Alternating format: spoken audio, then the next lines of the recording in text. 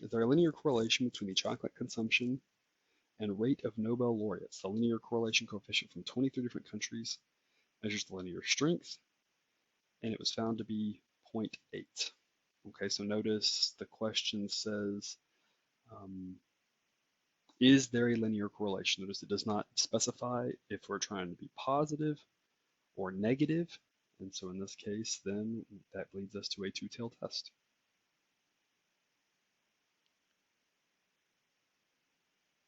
On our assumptions, we're kind of to the point where we're just going to outline what we need to have, because notice you were not given a scatter plot. So our sampling methodology, nothing jumps out at me.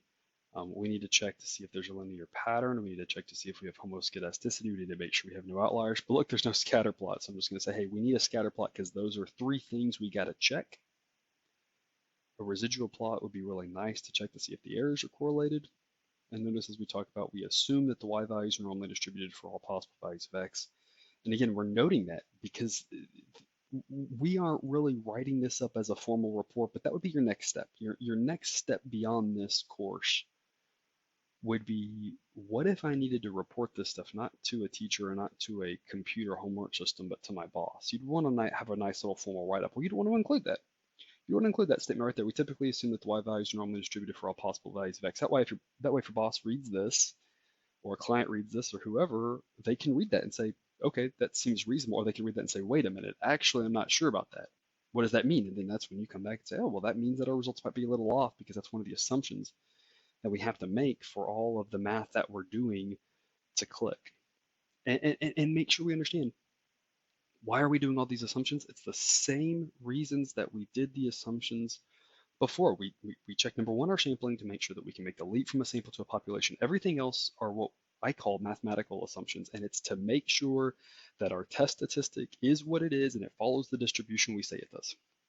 We check all this because if this is right, then our test statistic can be found using the formula we have. It does have the number of degrees of freedom that we say it does. And when I go to my critical value and when I try to find a p-value, that those numbers are accurate, as opposed to if some of these things are off, then when I say it has n minus 2 degrees of freedom, it maybe has n minus 4, it maybe has n minus 5, it maybe has something else, or maybe it's not really a t distribution it follows.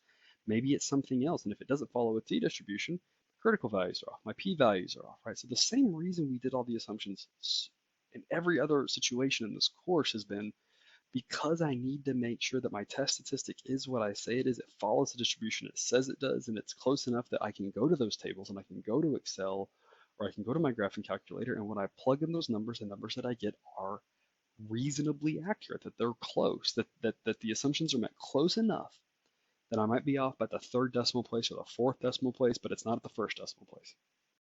Okay. And so I just have a summary note here to wrap us up. A scatter plot and residual plot would be needed to assess the validity of our results. The rest is pretty plug and chug. We have 23 observations, so we would have 21 degrees of freedom. Plug in our values. We would get a rather large test statistic. Again, two-tailed, we got that from the alternative, so our critical values would be plus or minus 2.08. You plug this into Excel and you would get about 0. Again, this is a situation where when you have a really large test statistic, Excel or a graphing calculator might give you some number like 4.5 times 10 to the negative 6, right? And that, of course, means we move the decimal place over 6 places, so it would be 0.00000, whatever the number might be.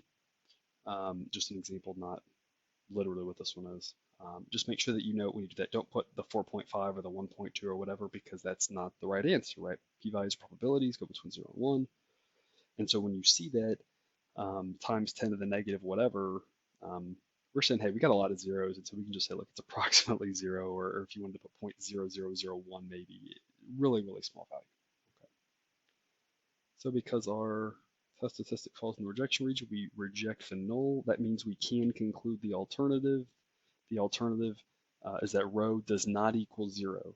If rho equals 0, that means there is no population linear correlation between the two variables. So rho not equal 0 means there is some linear correlation in the population of data that we would have.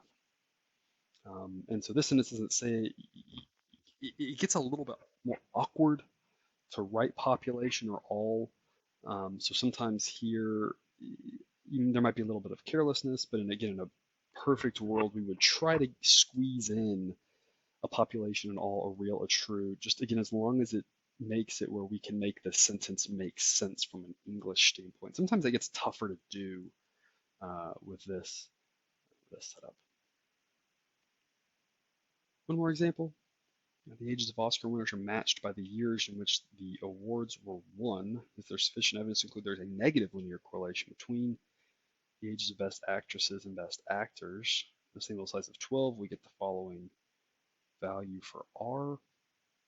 Notice where it asks me if there's a negative correlation, so that would be the alternative row less than 0.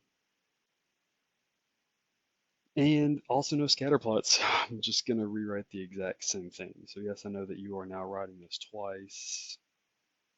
Again, make sure that we focus in on, we need a scatter plot to check to see if there's a linear pattern, if there's homoscedasticity, and make sure we have no outliers. We need to make sure the errors are not correlated, and we assume the y values are normally distributed for all possible values of x. You're writing down a second time just to kind of reinforce these are the things that we're looking for should we be presented with a scatter plot.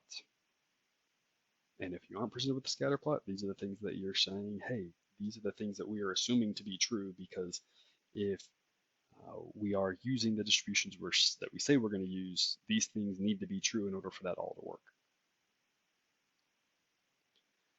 Sample size of 12 means we have 10 degrees of freedom.